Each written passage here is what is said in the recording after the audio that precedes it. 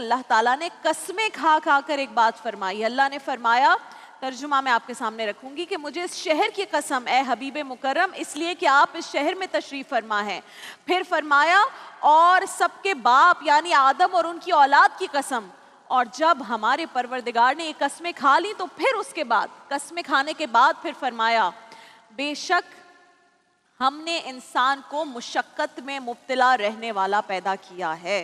अल्लाह अकबर।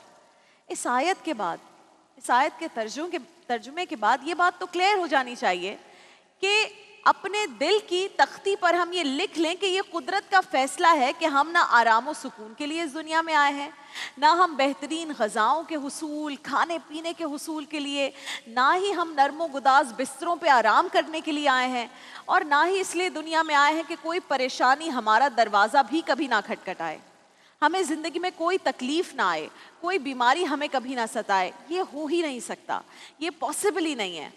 लिहाजा जब भी कभी ऐसा वक्त आए मुझ पर, आप पर, हम किसी भी इंसान पर, तो हम कोशिश करें कि शिकवा ना करें, अपने रब से करीब हो जाएं, उसकी बारगाह में सजदा रेज हो जाएं।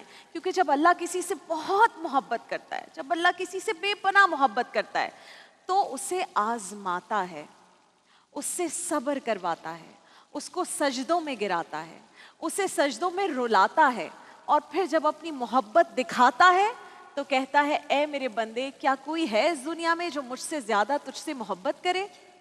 अल्लामा इब्न अरबी फरमाते हैं कि जब मुझ पर कोई आजमाइश आती है तो मैं 4 दफ़ा अल्लाह का शुक्र अदा करता हूँ, 4 दफ़ा।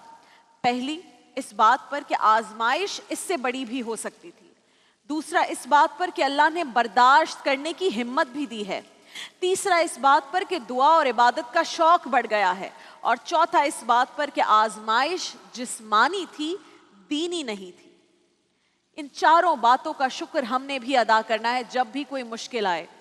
फिर जिस रब ने कुरान में ये फरमाया है कि बेशक हमने इंसान को मुशक्कत में मुब्तला रहने वाला पैदा किया, उसी रब ने कुरान करीम में कई मकामात पर हमें आजमाइश के साथ खुशखबरियां भी सुनाई हैं। सूरह बकरा की आयत 155 में हमारा रब फरमाता है, और हम ज़रूर बिल ज़रूर तुम्हें आजमाएंगे, कुछ खौफ और भूख से, और कुछ मालों और जानों और फलों के नुकसान से, और ए हबीब आप उन सब्र करने वालों को खुशखबरी सुना दें। फिर सूरह बकरा की आयत 157 में हमारा परवरदिगार फरमाता है, यही वो लोग हैं जिन पर उनके रब की तरफ से पै दर पै नवाजिशें हैं और रहमत है, और यही लोग हिदायत याफ्ता हैं। सूरह तलाक की आयत नंबर 2 और 3 में रब ताला इरशाद फरमाता है, और जो अल्लाह से डरेगा अल्लाह उसके लिए मुश्किल से निकलने का रास्ता बना देगा, और उसे ऐसी जगह से रिस्क देगा जहां से उसे गुमान भी ना होगा। फिर सूरह अलम नशरा की आयत है 5 और 6, उसमें रब फरमाता है कि बेशक हर मुश्किल के साथ आसानी है, मुश्किल के बाद नहीं, हर मुश्किल के साथ आसानी है, यकीनन हर मुश्किल के साथ आसानी है। कितना रहमान और मेहरबान है हमारा रब, जो हर तकलीफ के बाद हमें राहत का मुजदा सुना रहा है।